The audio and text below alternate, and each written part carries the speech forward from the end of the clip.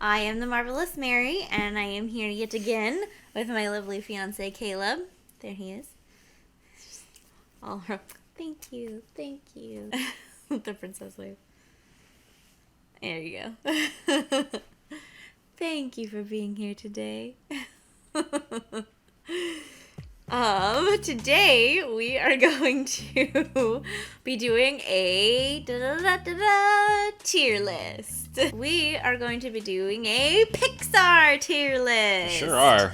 We just saw Turning Red. Turning Red, yeah. And we figured, why not? Now is the best time. About these, yeah. Yeah, I love Pixar. Sometimes I like Pixar movies better than regular Disney movies. So we're going to talk about it. So our tiers are from bottom to top. We have bad, okay, good, great, and timeless. Looking at the ones we have right now, just like glancing at it, I definitely have like an idea of where I kind of want to put things. I'm going with the heart of the cards. As soon as the title goes out there, I'm going to go with my gut.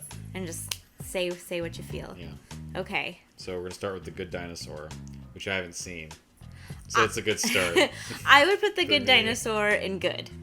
Okay. Personally. I will take your word for it. It is a super cute movie. If you haven't seen it, definitely watch it at least once. It's Pixar, so there's going to be some sad things in there. You just know it. It's also about the dinosaurs, and guess what?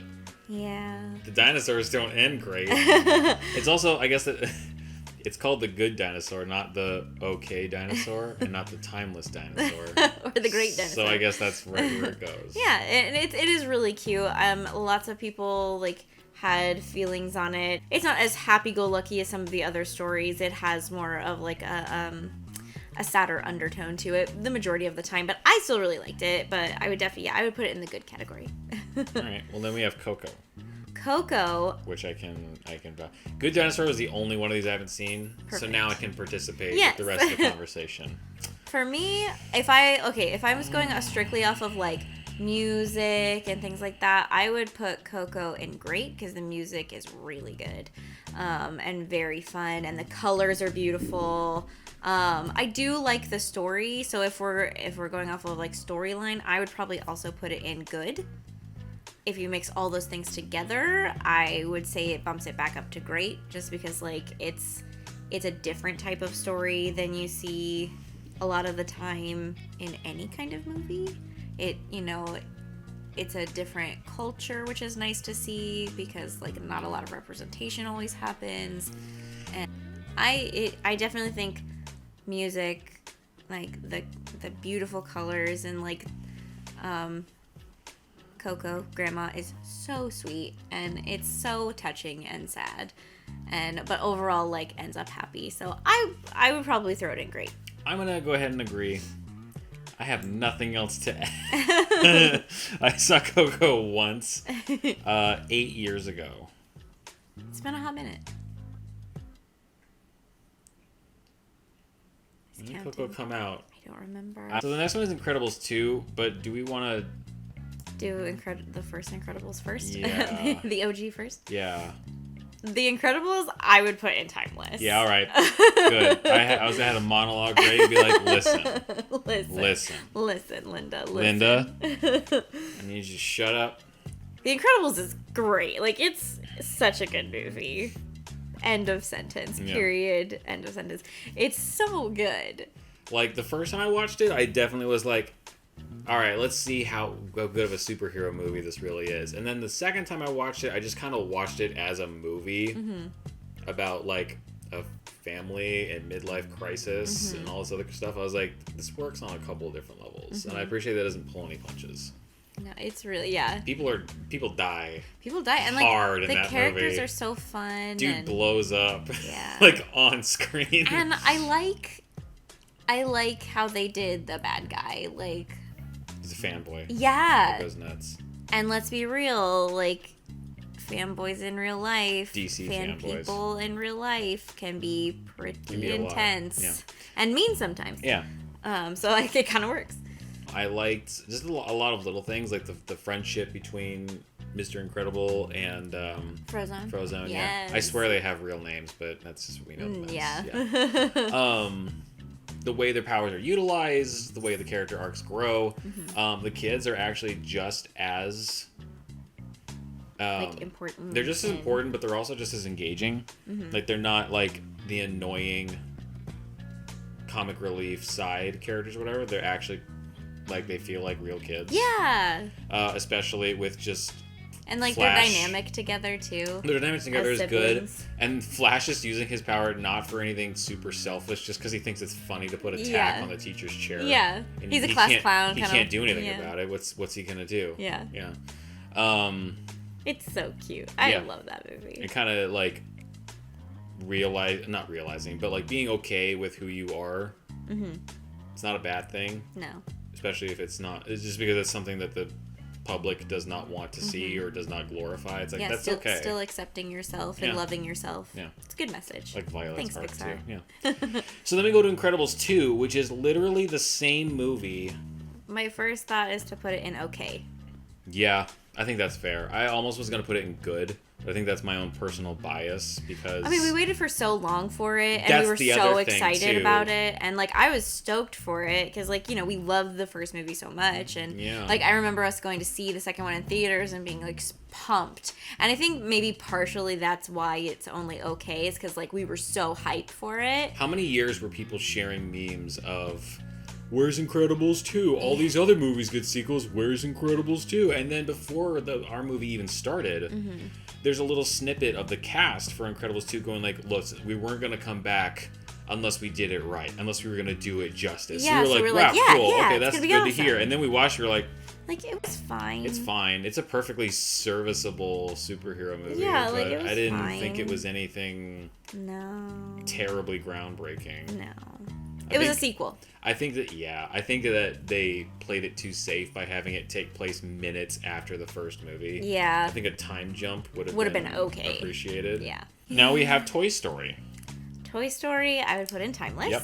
I wasn't even gonna wait for you to do it. I was just gonna run straight up there. I love that movie. The first Toy Story is awesome. Yeah. You can't tell me that like there aren't kids out there who still to this day, believe that their toys come alive when they're not there. Sid is a great, villain. He's the kind of villain that movie needs. Where, he's like a villain. He's a he's villain just a messed up kid. For them, but yeah, it's kind of like, I knew plenty of kids like that. Yeah, they were annoying, but and didn't treat their toys nicely, and mostly just because they were just obnoxious. But they also went to the degree of being like, I mean, look at it. Like, it doesn't have a terrible family life, but all of Toy Story, like beginning to end, like something about it, even though like you look at it and you're kind of like, the effects aren't that great, but like the fact that they're toys, it still kind of works because they're all plastic. Yeah, so it's okay that they're like shiny. And... your suspension of disbelief is a little different because you're like, well, but they look like what toys would look like. Yeah. Now when you get to like Scud the dog, and you're like, there's just no hair. There's nothing. I know that looks. But I still like love Beast it. Wars. Yeah. But I still love it. I'll show you a clip of that so it makes sense. I even believe, like, I normally don't like the whole, like, misunderstanding between the protagonists. I usually get annoyed at, like, just talk to each other. Sure. But, like, I kind of buy it in Toy Story. There's an element of childishness to them because they don't, they're kids and they don't age. Yeah. So I also kind of, on some level, I buy that they would kind of behave childishly. Woody is not an evil person for wanting to get Buzz out of the way. He's jealous. Everybody gets jealous. Yeah. It's fine. And he didn't plan for things to get knocked out the window. That was not part of the plan. But it's also why, like, kids, maybe you don't do this kind of thing. Yeah. Maybe you don't escalate things. Yeah. Maybe you talk about your problems. Because then when they do talk about it, they do understand each other. Yeah. And like, if you want to jump straight to Toy Story 2, boy, do I believe 100% that Buzz and Woody are friends. Yes. And I still really love Toy Story 2. A lot of people that I talk to, like the boys and stuff like that, are like, Toy Story 2 is better than Toy Story. And I sit there and I go,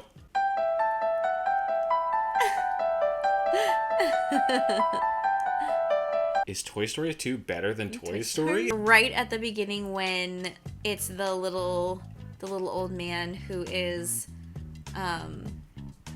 like fixing up the toys. Oh, and yeah. he like sews them back together and whatever, and or like when he has Woody and he's like sewing up his arm and like painting his shoes, and there is something so satisfying about watching that every time, and like glossing his eyes and they're all shiny. I don't know, there's something so satisfying about that. And like Al's toy barn is just the most wonderful place. Yeah, it's really good. And like you get to, and it's so wonderful because you get to see so many toys and just so many all together. Like the whole Barbie pool party nonsense is amazing. I also really like that the other toys aren't just kind of cast aside as comic relief nobody. I mean, they get good lines, but like they go with Buzz on this on the adventure prison escape. Basically, it's a prison escape. It's just that they get there and they're like, oh, he doesn't want to leave. Yeah, and that's where the emotional kind of conflict comes in, where like, what if this is what he wants? Even if it isn't what we want, should we let it happen? Does he really know what he wants? Is he just going through again? Is he just going through like a midlife crisis right now, or is he actually onto something? Yeah. Is this going to be a long term, like how he always feels, or is he just kind of reacting to a situation, an issue that will resolve itself later? So where does Toy Story 2 fall in this one? I would put Toy Story 2 as timeless as well, because I like, honestly, like I would watch those back to back, and 100%. Yeah, the Toy Story 3 with Hugzo. I'd put it in okay. Really? Just okay? Yeah, it's not my favorite one. No, okay, so yeah. It's not my favorite one either. It's not my favorite one. I don't think it's as good as 1 or 2. No. I know everybody was flipping their mind over the movie, and I think that's because it was when everyone was older. Everyone that grew up with the first 2 was older. Yeah. So the message of the movie is for someone that's older. Yes, and like so I was in college when this movie came out, and so like I would bump it up to good. Because like I was in this. That's what I was gonna say. Like, I was in college when this movie came out, and I have a Woody doll. He's my favorite character. I love Woody, and I have my Woody doll, and he has Slinky. My name written on the bottom of his foot. I like Slinky. And Slinky's great too. And I took Woody to see Toy Story 3 with me. Oh, that's cute. And he sat there, right there with me. As a college student, yes, I did have my doll with me. Oh, you weren't the only one. I can guarantee you there were plenty of college kids that brought their Woody and Buzz Lightyears with them. And he was there. And so, like, watching the movie, and then when you think they're going to be incinerated, and I was sobbing. And then when he, when Andy is so sweet and gives all of the toys to Bonnie, it is nice, and it's like, oh man, we did grow up. Like, we don't have our toys anymore. I have my toys, but we don't have our toys anymore. That almost feels like the precursor to, and we'll talk about Inside Out later, but it feels like the precursor to Inside Out, where the movie is telling you it's okay to feel sad, and it's okay to feel negative things sometimes, even if you're doing something like good. Because if it's doing something good, I would put it in good. It's like, it is not my favorite. Lotso, I'm not a big fan of. Yeah. Lotso kind of feels like, I don't know, retreaded territory for me. I don't really care about like any of that part. You know what I did like though, when Buzz had his Spanish mode activated? I was just thinking about that. That's great. There's some good jokes in Toy Story 3. Toy Story 4. Bad. I would also say it's bad. Mainly because if you went through the script for Toy Story 4, changed all the character names, and call it Bob's Road Trip, Plastic, it's the same thing. Plastic Poseidon. Yeah. Something like that. Then it's a fine movie. Toy Story 3 was such a good way to end the Toy Story series, because he passed his toys along to Bonnie. That was, Bonnie was the next Andy. And that was the perfect way to end it. Toy Story 4 was to make money, and they did. And Forky is stupid, and I don't care what anyone says. Yeah. He's stupid. But, like, the movie is not good. Like, I really thought it was gonna be... Like, if you're gonna make a road trip movie, fine. Like, there's 1,000 road trip movies. That's fine. That formula works. Emperor's New Groove is one of my favorite road trip movies. Yeah, there are good road trip movies. But, like... I also, like, I'm all for giving the female character more to do and be a strong person, and because he finds Bo Peep and whatever, and she's like supposed to be ninja cool and badass and all that stuff, and I'm all for like making the girl awesome. That's fine, Yeah, but it's like, feel natural. but yeah, I was like, and the thing that bothered me was that like Woody ditched all of his friends at the end of the movie, and I was like, if he had to leave all of his friends because it was gonna be either he ditches all of his friends or all of them get sent to the plastic meltdown factory or something, then he totally would do that. And because he loves his friends, they're like his family. It's not friends, they're family. Yeah. But to the choice that he makes to just like leave Doesn't feel like Woody. No, it doesn't, and I didn't like Toy it. Story, yeah, Toy Story 3, like, when I heard they were going to do a fourth one, I was like, wow, how are you going to wrap an even tighter, more perfect bow around both the plot and the emotional content and the audience and, like, engagement with the characters. And then I saw it, it was like someone unwrapped a present and then wrapped it back up again, but not as good. Yeah. And left all the tape. Yeah, like we barely get to see Buzz. We barely get to see Jessie. We barely get to see Potato Head. Yeah, they literally didn't have anything to do. I think Buzz had like 6 lines in the whole movie. Yeah. And I'm just like, so we really are banking off of what can we make a new toy of that kids are gonna buy, aka Forky. So now we have Wally. Wally is timeless. I love Wally. Yeah? Yeah. All right. I love that Wally is completely different than any other movie on this list. Yeah. It has almost no talking until the end of the movie. It is mostly sounds and the humans that they meet on the ship start talk, yakking but that's it. Yeah. And it felt like they took all the little it's like they took lessons from all the little Pixar shorts that they played beforehand, because those often don't have dialogue. They have very little time to get things across without explaining a bunch of stuff. It's like they took that and were like, how long can we really stretch this out for? Yeah. And like, I don't know, the music in there is good. Yeah, the music's really good. You could have made a whole like Wally series of shorts before like 9 of your Pixar or Disney movies, and everyone would be like, oh my god, it's Wally. And just have like little adventures. And then slowly, as they do more, be like, whoa, what's wrong with Planet Earth? Yeah.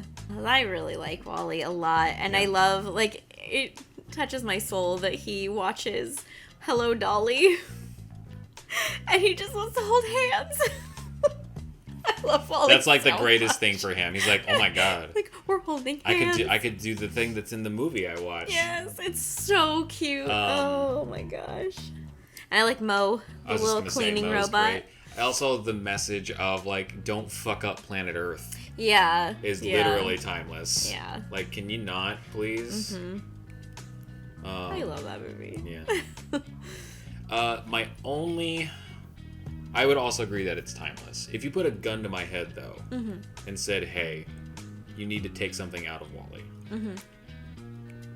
Again, I didn't need a villain. Yeah, like Wally. the ship. And I didn't need it to be the ship. The ship is the literal villain. The ship AI, like, it only took me out of the movie for like maybe 3 or 4 minutes. Mainly, it's the moment when the guy realizes that the AI has been there for numerous captains, and the evil Sauron eye as it's like glancing. That's the moment I'm kind of like, all right, for crying out loud, are we really gonna do this? I don't want to see Wally like picking up a garbage can lid as a shield and fighting a and that didn't end up happening, so the movie was still fine. But I just had this little moment of like, uh-oh, are things gonna go downhill? It didn't.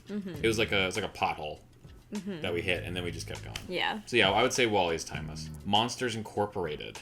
I would also say timeless because I really love Monsters Inc. Really? Either that or great, because I still really like Monsters Inc. I also really like Monsters Inc. I think it is a funny movie. It is. For me, that's kind of where it ends. I think it's a funny movie, and that's kind of it. I think it's interesting. I don't really get a whole lot else out of it. Not like I do with Toy Story or Wall-E, where there's a lot of emotions and a lot of... Yeah. But up I think and down. like it's a creative idea to like it's from the monster's point of view versus the kids and like how those monsters came to be and how they live and like oh they're not really that scary, they do it for a living. Like it's an interesting idea. It's kind of like the fairy tales, like the opposite side of it. Like what is the big bad wolf they don't think? go out to do it maliciously. Yeah. They just clock in and out on the Yeah. job. That's a cool idea. It's a cool idea. Honestly, I would put it just in if you started with all these movies at being bad and then just bumped it up with more good qualities. I would immediately bump it up from bad to good just because of Roz. Yeah. Roz And, alone like- makes it worth like. And there are so Perfect. many good jokes in that movie. Like everyone knows 2319. Everyone 2319. will always laugh at 2319. All right, you might have sold me because she will randomly just shout 2319. Well, not in a You while. do it. Too. I love to just shout 2319.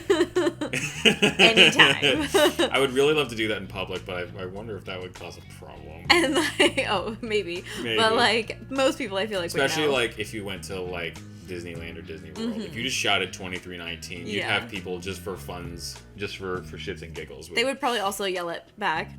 And like this was a one of the first Pixar movies where they really started working with like the hair and the different textures and does stuff look- like yeah. that. Like I remember when this Sully's movie hair. came out and like seeing on like the Disney Channel and like particularly like not to date myself, but the movie Surfers. Oh god, the movies. The movie Surfers. And like seeing man. how they would like do the hair and the hair movement and the wind and like when they when they're really- like out in the friggin' snow and like or in the snow cone gets thrown at him and seeing the snow on his fur, but like how it was so cool. And like this They is really like the first worked one themselves, yeah. that they really started, like you really started to see the upgrades in the animation. I think the thing about the movie that sticks out to me the most is the idea that laughter is more powerful than screaming. And that's amazing. That's probably my that's a pretty favorite good- element, my favorite idea of the whole thing. Yeah. I would still stick this movie in great. I would also put it. Maybe. A Bug's Life. I like A Bug's Life. It's a cute movie. It's really cute. It's got some fun like humor in it, and I love Francis a lot. That character The alone is a ladybug. great Yeah, joke. like he's amazing. Francis the ladybug is fantastic. I like Hopper and his brother. Love If I him. hadn't promised Mother on her deathbed Yes. that I wouldn't kill you, I would kill you. And I always remember from this movie being like, you know, if the ants ever find out that there's more of them than there are of us, then we're in big trouble. Yeah. And I always remember that in life. I remember that like, yeah, you know, as a life lesson, being like, oh. They weren't screwing around with this movie. No. So I do like A Bug's Life a lot, and it's super fun. Look at that! Oh my gosh! Give me 1 Are we second. getting a cameo? Well, what do you know? Where is she? 5 times. What is she doing? I am filming a Pixar tier list video. Oh, well, we can go. No, it's fine. We're gonna have it in the video No. that someone finally called me. Hi. This is staying in. I'm very excited for the new video. Hello, Mr. Caleb. Yeah, this is staying in. Just so you know. Oh. So A Bug's A Life. Bug's Life. So A Bug's Life is 7 Samurai. That scared me. Is what? There's an Akira Kurosawa black and white super violent samurai movie called 7 Samurai. Oh, that's why I haven't seen A it. Bug's Life is literally credited as a remake of 7 Samurai because this village that's being taken Terrorized. advantage of by thugs, Okay. they go out and they hire specialists to come and kick all their asses. Hmm. Now, obviously, you want to make that a little more kid-friendly, so instead of a Sure. bunch of badasses, You make get them circus performers. performers. and then you put kind of a Three Amigos kind of. Yeah. That's the other movie that this is. It's Yeah. 7 Samurai and Three Amigos. I love to, and Pixar hasn't done this in a while with with any movies, but they used to, back in the day, at the end of the Pixar movie, at the end of the movie, they would have bloopers, I remember the like bloopers. these bugs and things where they were real actors. And the bloopers for A Bug's Life are so funny. Like, I love Tuck and Roll so much. The little pill bugs, I love them, and they are hilarious. I still, to this day, occasionally will quote, just randomly go, "Is someone hammering? Can we stop the hammering, please?" And also, like, Hopper is actually one of my favorite Disney Pixar villains. Yeah. He's good. He's intimidating. He is. I like how everyone wants to just kick back, like, hey, we've got all the food we need. We're already here. Yeah. We don't really need to go back. And he's like, no, Let's just hang out here. To and he's, make a point. in a weird way, he's like, it's the principle of the thing. And you wouldn't expect a villain to have a principle. Yeah. But when a villain does have some kind of code or some kind of something else that drives them other than just being mean. Yeah. Then I always appreciate that. And yeah, his mentality of like, it's not about the food. I know we have food here. Yeah. I was getting a massage 10 minutes ago. Yeah, You like, think I know want- we're cool. You think I want to leave that? I don't. But if we don't, they're going to start getting ideas in their head, and ideas don't are want bad that. for the lesser common folk. Uh-huh. And that message, you're like, oh. Like, oh my god. Oh, Oh, my boy. god. Yikes. Yeah, definitely this movie is like life Especially lessons for as you get ever. older too, you're like, Like, wow. wow. Wow. Hopper touched on some. Yeah. It's also the scene later too. Oh my God, I think my people. only gripe with the movie, ironically, is Flick himself. Yeah. He's kind of irritating. He reminds me of what's the cat's name in Cats Don't Dance? You know what I'm talking about. Danny. Danny. He reminds me a little too much of Danny, where I'm kind of like, you are lot. you are a lot, and you're really optimistic, Mm-hmm. and really and truly, I'm like, this is a lot simpler than you're making it out to be. Yeah. And again, also, I'm like, he's very positive to the point where I'm kind of like, I have trouble connecting with you because you're so overbearingly optimistic that I'm like, Yeah. it's not how a real. I can't get As the into movie it. goes along, he kind of like simmers down. So where does A Bug's Life go? I would put it in like great or High end, good. yeah. Yeah, I feel good about that. Cars. Number one. We have to talk about Cars. Okay.